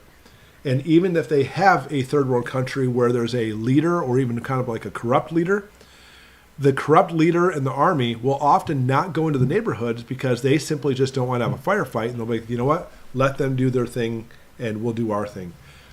So I always recommend if you're in a neighborhood, the problem is getting the people in the neighborhood on board with this, is truly have it so you do block it off, but you always have to look at all entrances, not simply just a car entrance. And eventually you're going to have to get into a point where people are going to have to do roving watches. And there's a lot of things in roving watches you have to be careful about. It's always good to go in two-man teams, but the two-man teams end up just kind of talking as they walk. You need to have each other's back and not talk and not do things that's going to disrupt you. I mean, I could do a video all about that, but I think that would be one of those perfect videos that nobody would watch because they're like, what are you talking about having roving teams in my neighborhood? But that's the kind of stuff that if I do start a Patreon account, I haven't said right now, I've not decided I'm going to do it, although I'm leaning toward it now. That's the kind of stuff we'll talk about. Yeah. We'll definitely talk about it. Mike, outstanding statement. That's a really good thing. And it's so good you have neighbors that you can talk about that stuff with. Juby says your family's amazing. Thank you. I appreciate that. Okay, wow, thank you, 3%er. Says Patreon, you could do a Zoom show. I was hoping that was the case. I really know nothing about Patreon, guys. I know nothing about it. I've never even been on Patreon. Yeah, neither. I do my thing, you know what I'm saying? I do my stuff on YouTube, and when I'm not on YouTube doing my thing, I have electronics shut off, and I'm doing stuff all the time. And people are always saying, "Oh, what YouTube channels do you watch?" None. I don't really watch YouTube. It's my not own video before I put it up, just to make my sure own it's video. good. Yeah, exactly. I'm not saying I don't on occasion watch a YouTube channel. I watch more music videos than I do actual YouTube videos. Yeah. But anyways, I just too busy with life. I'm sure you guys are the same way. Yeah, I don't have time for YouTube most of the time. All right, let's see. I know it keeps every time I scroll. Yeah, it that's just one keeps thing I do shoving me not like down. about YouTube's chat here. I have to be very careful scrolling down because it'll scroll and jump to the bottom. It used to not do that for me, but it started doing that. Oh yeah, I'm definitely way back, Hannah. You asked some questions a while ago, and Naomi's got it down. I don't understand how Naomi can do it. I know. YouTube just doesn't like us. Oh yeah, I'm way back there. Oh, did it just That was jump weird. you down? Oh yeah, It did, didn't it? Yep, So you're all the way weird. at the bottom now. I apologize, guys. Let's see. Chris says, question, when I opened a can, expires in 2025, it was bad? Yeah, so you had something, listen, the government says, the government regulatory people who look at this stuff and don't really do anything and are corrupt, will tell you that you still have a can on a very, very rare occasion that will slip through that actually has been contaminated. It's pretty darn rare. The biggest thing is, if that can went into a little bit of heat, the can expands, the seal opened up a little bit, then closed back up again, the can will look normal. That's the kind of stuff to worry about. I actually had somebody contact me and said, I've got a bunch of food stockpiled. I live in Florida. Can I just put it in my shed? The answer is no, you can't. You don't have to get that can up to boiling, but up to like 120 degrees. There's some, by the way, there's some manufacturers will tell you don't let your cans go up to 85 degrees. And what happens is it slightly opens up that seal, bacteria gets in, the seal closes again, and now you've got a bad can of food. So something probably happened with that can that made the integrity compromised, and that's what the problem was. Thanks, Aussie. Yeah, you're right. That's a very good point. Celine said seed oils were originally produced for industry to lubricate machinery. That's right. That's absolute truth. And obviously, we've had a lot of stuff in life that basically started out for weird, and we end up becoming we eat it, and it's okay to eat that stuff. I mean, like cow hoofs, they were literally saying, okay, we want to use every part of the cow, and you have all the collagen in hoofs. What can we make with that? And I'm sure the Jell-O company was like, let's boil it and put some flavor in there and refrigerate it. Maybe we'll have some kind of weird stuff. We'll call it Jell-O. I'm not sure how basically it started. But yeah, there's a lot of those really weird things. How is Patriot Supply compared to American Reserve? Great question, Spaceball. Patriot Supply sponsored me for a very, very short time. And it was very, very short. After that, I said, I'm not dealing with Patriot Supply anymore. A couple reasons. Their solar generator, I liked how it was very simplistic and you just plug it in and off you go. They really tried to make everything all into one package. I like that. It wasn't my style, but I liked it. A lot of people would like it. The solar generator crapped out in like 6 months. And you'll notice there's nothing in my videos where I'll say, hey, come check out Patriot Supply. I won't. Their food was heavily, heavily preservative food. There was some food that literally I was like, I am not going to eat this. I did try some, and it was okay. But there's other ones, I said, I'm not going to eat this. So we actually had a meetup here in Michigan, I think it's a couple years ago, and they had this giant barter table, which was a lot of fun, by the way. And people put up to barter. I was like, here's some Patriot food. Go ahead and go for it. Mm-hmm. They had a couple things that were kind of neat. I liked their USB batteries. Those were cool. There's something else they had, too, that I really liked. But American Reserves, there's a lot of things about American Reserves I really do like. It's a newer company that is really trying to focus on American-made, getting really good stuff out for everybody. And they're not simply just trying to market to every person and just try to sell tons and tons of stuff. They really want to have a good relationship with people. And that when they talked to me about that, I said that's the company I could really work with because, I mean, let's be honest, there's certain things we could buy. Like, I adore my Blue Eddy solar generator. I love it. It's a fantastic solar generator. I have a new Blue Eddy coming up in a video for you soon. I love it. It's great. But Blue Eddy's a big company. Now, they stand by their products. Their products are fantastic, but there's no personal connection with them. I personally wanted to have a company that would sponsor us and send us stuff that I could actually have a relationship with, not simply just say, let me market your stuff for you. And that's why I picked American Reserves. It was really funny. They sent me an email a long time ago, and I'm like, nope. Everybody else, I just scrolled past it. And then finally, like a few months ago, they're like, hey, did you get our old email where we were talking about possibly sponsor your channel? I was like, no, I don't remember it, but let's talk now. And once we talked for a long time, by the way. We had all kinds of Zoom meetings and conference calls and stuff to see if it was going to be a good fit. And when I found out they were looking for the same thing with me, have an actual relationship instead of simply just marketing stuff, and that's what I was looking for too, we were like, oh, we found each other.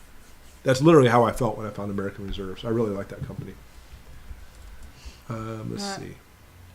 Ellie asked, and anything else that we've tried from them that we also like? Yeah, so we've tried the freeze-dried fruit so far. Mm-hmm. As far as food goes, that is. I've got a bunch of freeze-dried food from them. There are certain things that they have not sent me yet. They have freeze-dried milk. Really? Okay. Yeah, they have freeze-dried eggs. I told them, they always ask, hey, what else can we send you? And I was like, I wouldn't mind trying the eggs. They have freeze-dried veggies. Yeah, we've tried the strawberries, peaches, and apples. And bananas. And you had bananas? I don't think I tried the bananas either. Oh, really? Yeah. They're good. They're freeze-dried bananas. You can try another one? Yeah. All right, I'll try one more. Hopefully they've reconstituted more. Have they? A little bit. And we probably, in reality, should have made the water hotter or just put it in the microwave to make it work better. You know what? I moved that around. That one actually had much more flavor than my first one. Yeah. So my 95% just went up to 96%. That was a good bite right there. That was delicious. James said people never talk about what to do with dead during the crisis. I've talked about it. Right now. Granted, James, I haven't made a video about this, but you have to take care of the dead. You have to. I don't think you're going to be in a position where you're going to be embalming somebody. Oh. What happened? Oh, my mouse is just freaking out on me. But let me tell you about this thing called a human body. We are these giant bags of skin full of disease. We're horrible. Humans are the worst thing on the planet. And by the way, just FYI, guys, I get it with the elite. I understand. They truly believe that mankind just evolved here, and unless we change, we're going to kill ourselves out of the world by eating too much food, etc. With all my science degrees and stuff, I went to lectures. They talked about this. I get it where they come from. I don't believe it. I don't believe it at all. I believe we have more of a higher reason for being here. But that's, again, this is not a religion channel, but that's just me personal. But the thing is, the human body is this horrible thing. And when they talk about as far as human evolution, we're actually going in the wrong direction for evolution, by the way. Mankind, we're not doing so well. We actually have more and more diseases popping up, more and more problems popping up. And if you have a dead body, the bacteria that resides within our digestive tract will start to grow and multiply, and that's why we bloat and stuff. And it literally can become toxic. You have to deal with a dead body, and then quickly. I mean, granted, if you want to go 11 days and actually have it so there's a flag, so if you bury your loved one in the backyard, when crap hits the fan, they pull a flag. I'm still alive, back when they worried about that. That was very, very rare, by the way. Did you guys know that? There's only a very, very few cases that actually happened, but people are still scared of it that it popped up everywhere. People had those little sensors to say, hey, by the way, they'll probably have a Bluetooth one now. The battery will last for like a month. You just press call the you button. from the Yeah, grave. exactly. I'm down here. Who is this? This is Aunt Myrtle. Aunt Myrtle, you're dead. And this is not you. Click, hang up. Anyways, you need to bury them. Burning a human body, by the way, is exceedingly difficult because there have been cultures who burn the human body, and you can do that. You certainly can, but you have to get a really hot temperature to make that go. And it's still going to have the skeleton laying around afterwards, by the way. When somebody's cremated, people say, oh, look, it's their ashes. That's a really nice term for you actually have a jar full of bone chips. That's what ashes are. It's bones. It's not ash. Because even with that incredible temperature they have in a crematorium, it burns off everything except for bone structure. There's actually bone structure that's still there. They literally take the entire tray, scoop it into a giant industrial blender, blend it up into this really fine chips, and that's where the ash comes from. It's actually bone ash, but there's a lot of chips in there. And that bone chips, by the way, still has small little bone parts from the last person who was cremated. They'll tell you that, by the way. And then they put it into an urn and say, here's the ashes. No, here's the bone chips of your loved one. That's what cremation is. But trying to cremate someone outside of a really heavy-duty furnace like that doesn't work so well.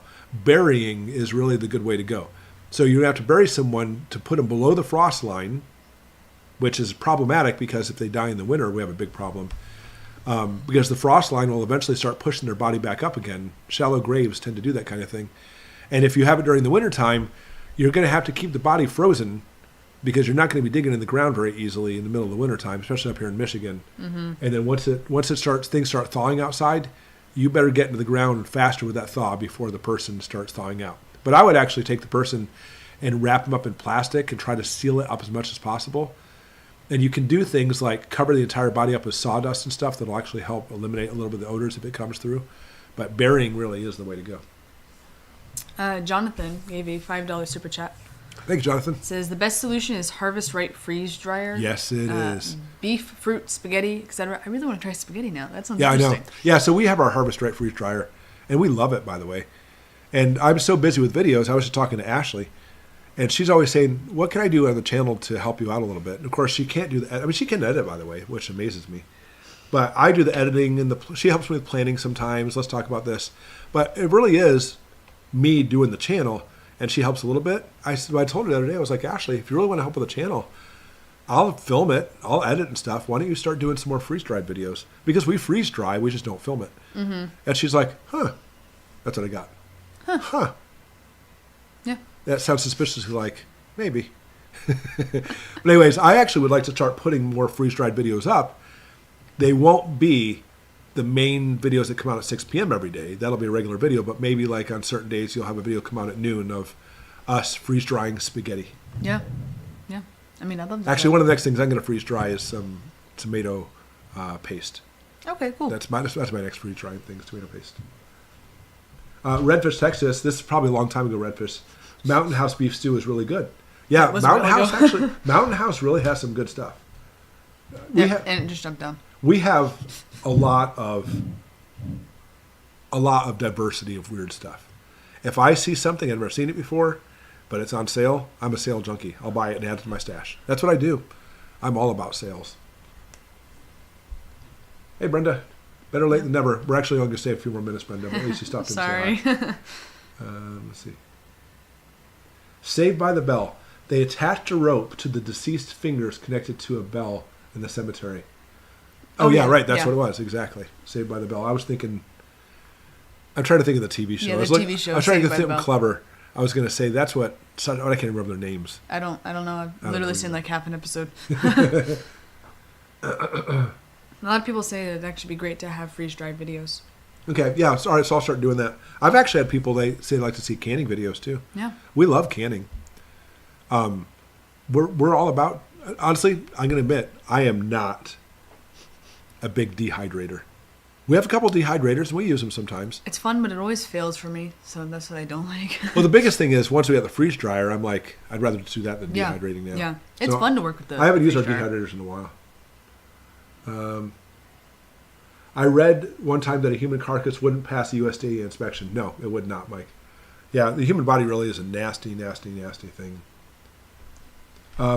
Can freeze-dried food be kept in freezing temperatures? They can. The biggest thing you have to worry about is there is moisture, which if the can's sealed, there won't be. Once it basically comes back to temperature again, it actually causes condensation to develop. But for most freeze-dried food, you don't have to worry about that.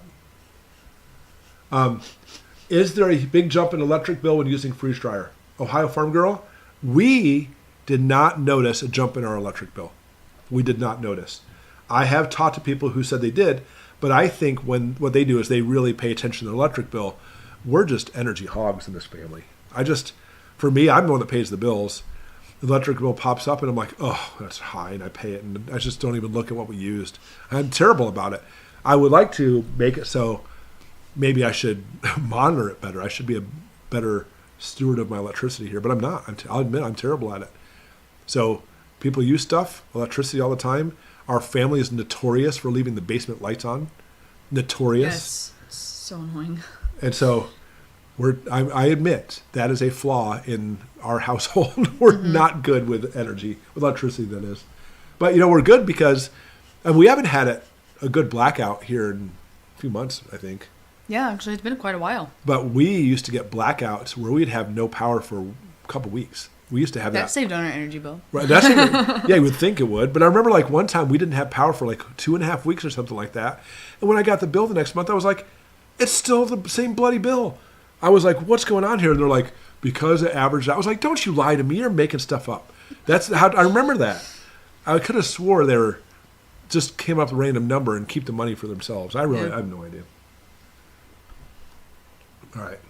Anyways, I don't see any more questions, guys. I'm going to keep scrolling down. If that's the case, then I think it's time to call it a night. Does our Harvest Right freeze dryer use the oil? It does, Redfish, Texas. And that is actually one of the biggest things, personally, I do not like, is I want the pump that's oilless. I'm the kind of person that I try to make it so crap hits the fan, I don't have to depend on getting anything ever again. For example, you can get all kinds of pressure canners that do very well, but you have to get the rubber rings for them. Uh-huh. We have the American. You don't have to have rings for that one. So that's the one I want. That's my mindset. I have the freeze dryer bill. Ellie says, how much is your electric bill? $150? No. Our electric bill here is $400. But anyways, I have the one that actually has the oil.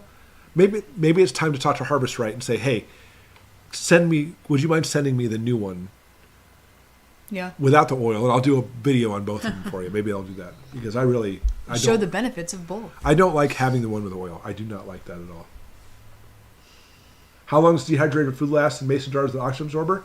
Depending on the food, Violet, it could last indefinitely.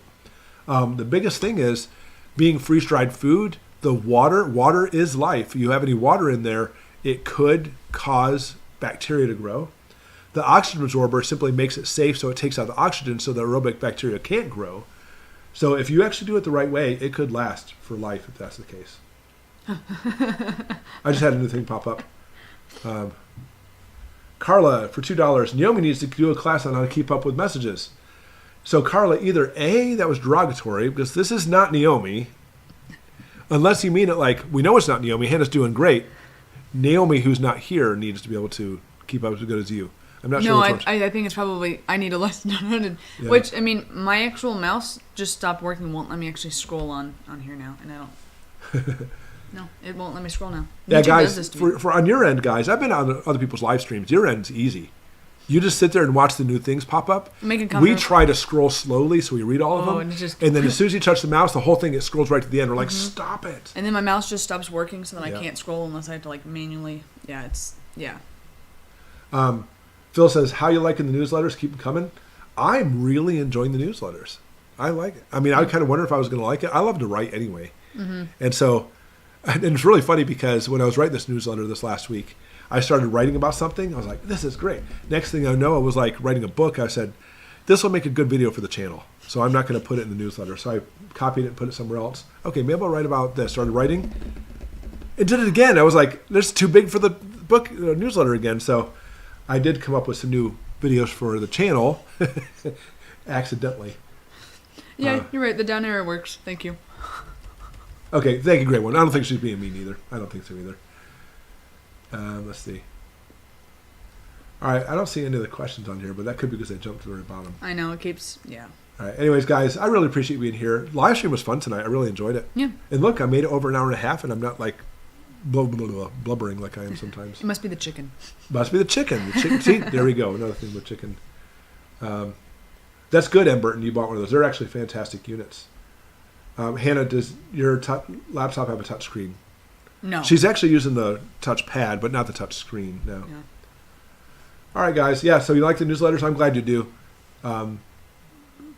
Put your friends' emails on there. They'll get them too. I'm just saying. I'm joking. Don't do that because they'll be like, I hate getting stuff. It's like, I didn't subscribe to your thing. That person that won't listen to you and you're trying to convince them to prep? No, I'm totally joking. Yeah, so next week we'll be live again, everybody. Yep. Ashley and Naomi will be back. They're out of town this weekend with our beautiful little baby. Mm-hmm. I am in the process of making, real quick, Chatawag, where can a normal person buy sutures? You can get them on Amazon. They just call them practice sutures. They're real sutures. They just call them practice because it's illegal to buy it without it. That's about something Naomi Mom. Anyways, yeah. So we will be live next week, and Ashley will be back, and Naomi may be with us at that point. So I think they're saying I don't have school, so I might. Yeah, maybe we'll have all 4 of us. Hey, maybe you 3 can do it, and I can go relax. That'd be fun. But who will answer the questions? You guys just wing it. Just wing it. We should have like a fun video like that where you're like just randomly making up the craziest answers. Yeah, well, I mean, I think, here, let me see what the ready? video The says. question would be like, do you have to worry about pacemakers if an EMP hits? Your answer would be like, since pacemakers don't really exist and your house is made out of cinder blocks, you don't have to worry about that. Just make up random stuff. That'd be funny. All right, guys. Yeah, so we're going to, practice sutures is the way to go, Graham. They're the exact same sutures. Naomi bought one. She wanted me to teach her how to suture, and she finally bought it. She just figured it out on her own. I was like so proud of her.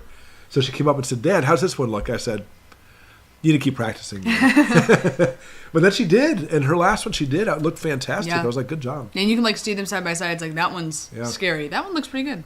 Yeah. All right, guys. Thanks for coming in. I'm looking at a Patreon channel. I think we'll probably do it, but who knows how long that's going to take. And hopefully you guys will subscribe to that too, because it's just more raw footage of things, us doing stuff. They said, we want the baby. I know, me too. I miss that fat little thing. She's so sweet. And honestly, I feel, guys, I'll be honest with you. Maybe I can get your opinion real quick before we leave. For some reason, maybe I'm wrong about this, I do not feel comfortable showing my kids on YouTube. Yeah. I did it one time, and things happened. I said, no way, I'm never doing that again. With a baby, nobody's ever going to call a baby, hey, baby, come here, and the baby's going to walk over. Someone's always going to be holding the baby. And you're not going to look like she's in 3 years from now. But honestly, for some reason, I feel a little bit more comfortable showing my kids on Patreon. I think probably because it's safer. I feel like if somebody's going to be subscribing to that, then they really are looking out for us. They're not simply just kind of creeper falling into our channel. Would you guys agree on that? That's a quick question I have for you guys.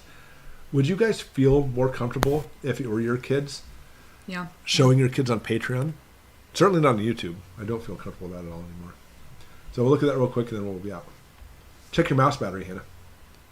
No, is your mouse not working? No, it's not that. My computer will just randomly decide. Wait. No, yeah. Yeah, see, it just randomly, if I click the emoji button on here for YouTube, then it'll just randomly not let me use my mouse. Charles, I get jock rash if I don't completely dry myself. Do you have any recommendations for a long-lasting cream? No, there's no long-lasting cream for Crap Hits the Fan. That's the problem. However, urine will take care of jock rash. So literally every time you pee onto a washcloth. It's going to be smelly. And just rub your junk with the washcloth every single time, nice and soaking wet. And let it sit. Don't rinse it off right away, and then we'll take care of it for you. So a lot of people are saying, yeah. Sherry says no. She doesn't feel comfortable. Phil says no. Thank you, Phil. I appreciate that. Totally agree with not showing your kids. I mean, honestly, when I used to show the kids, I was being naive. Everybody's fine. Try to come into my house, you'll die. But nevertheless, after a while, I was like, no, this is really a bad thing. Lady D, Patreon is a company. It's like YouTube, but you can't just go in and watch every video you want to. You actually have to be subscribed to the people to be able to watch it. Love my peeps. No, not any platform. Thank you, Love my peeps. I appreciate that. Yeah. Definitely no platforms. Good, Ellie. Thank you, guys. I appreciate that. And honestly, I was kind of on the fence, but this is definitely pushing me off on the fence of the side of not showing them. Yeah, pee on your feet. Pee on your feet won't help jock itch. I have jock itch, so I can pee on my feet. No, but you're right. Any type of fungus, the acid or the oh, there it is.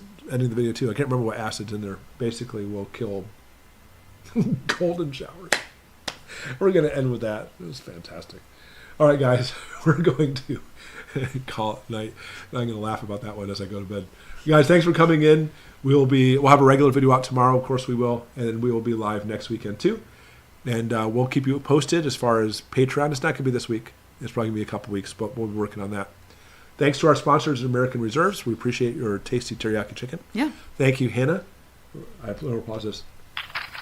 Thank you, Hannah, for coming in. Thank you all guys for the super chats and the questions. We appreciate you being here. Yes. All right, guys, have a great night, and we'll see you tomorrow.